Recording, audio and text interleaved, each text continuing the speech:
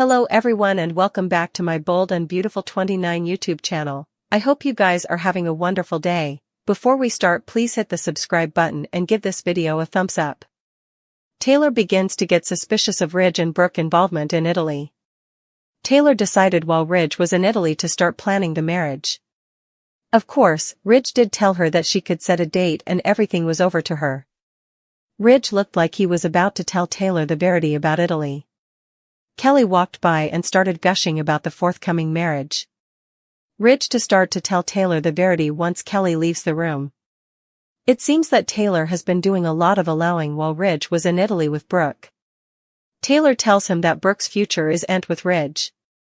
Also, Taylor adds that she is end taking off her engagement ring. Brooke had an audacious trip to Naples in which she rolled off the reverse of Nick's boat right into the Mediterranean, where Ridge got to play deliverance idol by jumping by and saving her.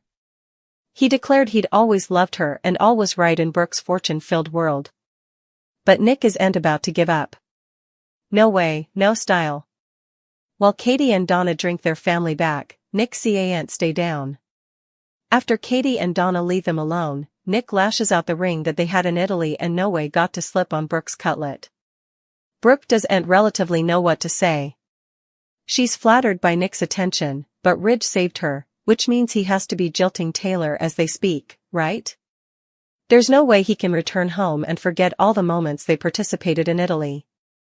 Ridge walks back into the Forrester manse to a staying Taylor, who's on legs and needles staying to see if Ridge is going to leave her or not.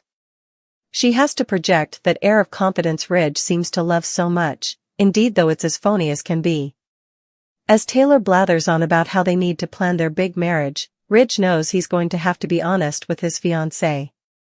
There's still a connection between him and Brooke that will no way die. Taylor knows that, but is still pathetic enough to supplicate that Ridge chooses her. Ridge might have some news for Taylor that she wouldn't like to hear. Little does he know that Brooke also has a big decision to make as she gapes at the diamond ring from Nick. Electra to be ready to take the coming step with Will. Electra just opened up to Will about Remy. She talked about how she felt violated on social media, indeed though it's her face, not her body that's being manipulated. After Will agrees to stay for her, Electra makes a total 180. She suddenly decides that she's ready to take the coming step with Will. Electra also said that she'd no way get over Luna's conduct. Luna is now awake and while Lee doesn't sweat her escaping, perhaps she should.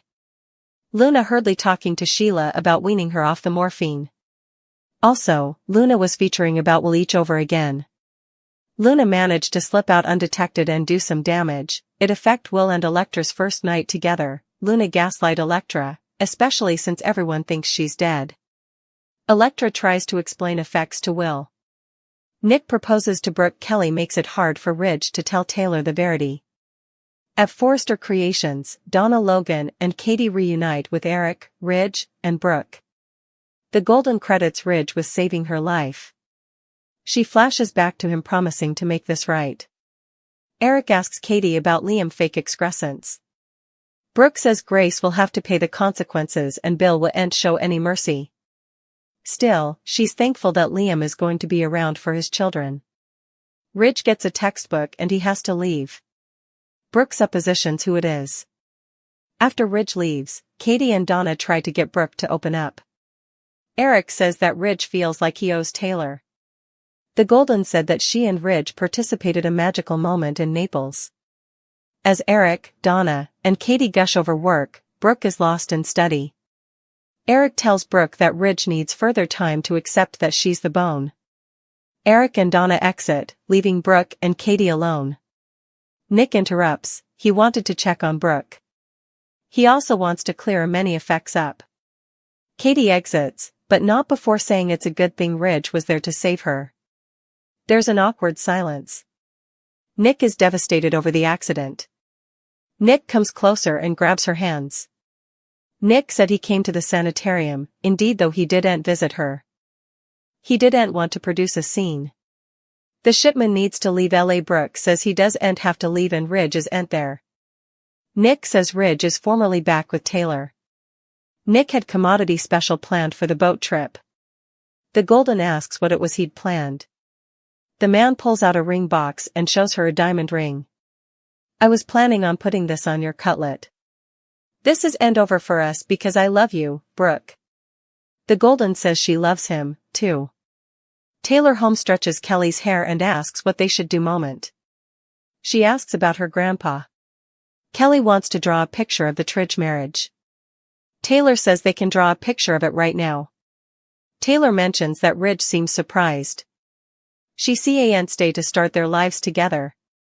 Ridge holds Kelly as he looks at her picture of Taylor in a marriage dress. The little girl wants to hear all about the trip. Kelly suggests they go to Naples for their honeymoon. Ridge listens as Kelly and Taylor gush about the marriage. Taylor starts telling Kelly stories about chancing treasure in the Caribbean. It's how Ridge proposed times agone. And she still has the ring. It's the one she's wearing now. Kelly has an idea and rushes off. Taylor brings up the boat accident. Ridge is an idol. Ridge talks about the business success, also Nick putting Brooke in peril. Ridge omits the corridor about him trying to stop Nick's offer. Taylor is glad that Brooke is okay, and also brings up all the men that the Golden has been married to. Ridge kisses her and they talk about Kelly. While he was down, she started planning a marriage. Ridge is uncomfortable. She can't stay to spend their lives together. Taylor begs him not to fall into Brooke's web again. They change I love yous. Also it seems Ridge is about to tell her commodity but Kelly interrupts. The little girl tells Ridge she's so agitated about this marriage. Electra and will talk about Brooke's fire and Ridge's deliverance. She can't ever forget what Luna did, however. She snappily changes the subject. Liam's recovery but says it's also okay if Electra is floundering. She admits it and Will holds her. Will says that he'll always cover Electra. Being back on social media has been tough. She set up a way to make it delightful, but now the deepfakes are starting again. This time, it's not her body, but it still makes her feel violated. Electra needs to understand why she needs that time. Can he please stay for her? He agrees, no rush although he's easily disappointed. Ivy assures Electra. Luna is told about the firing. Hope and Liam bond. Sheila and Lee gush over Luna waking up. I can't help but notice her fake eyelashes are still impeccably complete. Sheila tells Luna that Lee refuses to give up on her. She's going to get a chance to have a beautiful, free life. Sheila talks about when Lee saved Finn all those times agone. Her vitals are perfecting. Lee tells Sheila to explain effects to Luna. The grandmother asks if she remembers what happened at the sand house. Luna shakes her head no, so Luna gives her the Cliff Notes interpretation. When the gun is mentioned, Luna jiggles in her bed uncomfortably and asks what happened. Luna asks about Steffi, but Sheila says she's okay. Luna learns that she shot Liam and her grandmother. The case is getting too worried, Lee warns. Sheila shows her the reattached toe as Lee rolls her eyes. Sheila talks about not being suitable to wear wise duds, which makes Luna smile. Sheila promises that Luna will no way have to go through life alone again. Lee suggests Luna needs rest. As Luna closes her eyes, Lee tells Sheila that the case is on morphine and antibiotics. When Luna flutters open her eyes, she can hear Shirlea and Lee talking about weaning her off the morphine. The case smiles as she thinks about Sheila's pledge. Also, she fantasizes about Will. At Forrester Creations, Electra and Ivy talk about Luna's reign of terror. The discussion turns to Liam. Ivy gushes about her former honey, but she can't help but feel that the macrocosm changed his fate. Ivy addresses about certain people being made just for you. The content turns to Will there's no bone that she wants to be with except Will. Electra knows he doesn't suppose about anyone differently, but there's one bitsy issue. Electra says Will is ahead of her when it comes to the bedroom. Electra addresses about how the deepfakes traumatized her. She's still having trouble getting over that. Ivy reassures her, it's normal for her to want to cover herself. Will has been understanding in case, but she's not naive. Katie and Will talk about Grace giving Liam an alternate chance at life. Katie seems suspicious, however. Electra supporting Will through Liam's fire. They're so compatible, but there's one thing. Katie knows what it is. Katie knows Will plans on esteeming her boundaries. Still, he really wants Electra so much. Bill, Hope, and Liam rant about Grace. Bill does and watch about the plutocrat. It's the fear, the saying delicacy to his kiddies, that's the crime. Liam mentions Grace wanted to keep her kiddies safe. Bill and Hope say it's no reason. The primogenitor says Grace is done and calls the bobbies. Hope and Liam tell him that Finn formerly attended Grace to the police station, so she's formally going to pay. Liam and Bill change a look. The bobbies confirm that Grace has turned herself in. After hanging up, he shares the news with Pounce. Liam credits Finn with connecting the blotches. Bill was detracted by Liam and didn't suspect the con. Bill wants to make sure that Grace can't do this to anyone ever again. Hope says that they're there, stronger than ever no matter what Grace has done. Liam is just as angry as Bill is, but he's thankful to be alive. Bill brings up Catalina and Reese laughing in their faces.